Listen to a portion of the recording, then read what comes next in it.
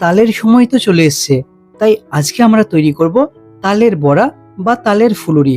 অবশ্যই এই তাল ফুলুরির মধ্যে যদি এক্সট্রা স্বাদ অনুভব করতে চান তাহলে এই ভিডিওটি ফুল দেখবেন। তাহলে চলুন শুরু করা যাক। সর্বপ্রথম পাকা তাল নিয়ে আমি তার পাল্প বা মাড়িটাকে এখানে বের করে নিয়েছি। অবশ্যই একটু ছাঁকনি করে এখানে ছেঁকে নেবেন, তাহলে এই যে বড়াটি কিন্তু পারফেক্ট হবে। এরপর এক এক করে সমস্ত ইনগ্রেডিয়েন্টস দিতে হবে, যার মধ্যে প্রথমে আমি ইউজ করছি ময়দা, এখানে 2 কাপ পরিমাণ।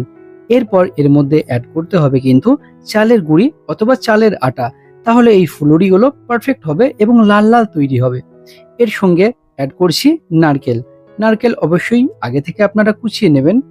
এরপর স্বাদ অনুসার চিনি এবং এর সঙ্গে স্বাদ অনুসার লবণ অ্যাড করে নিয়ে কিছুটা পরিমাণ খাবার সোডা অ্যাড করে নিতে হবে। তাহলে মোটামুটি সমস্ত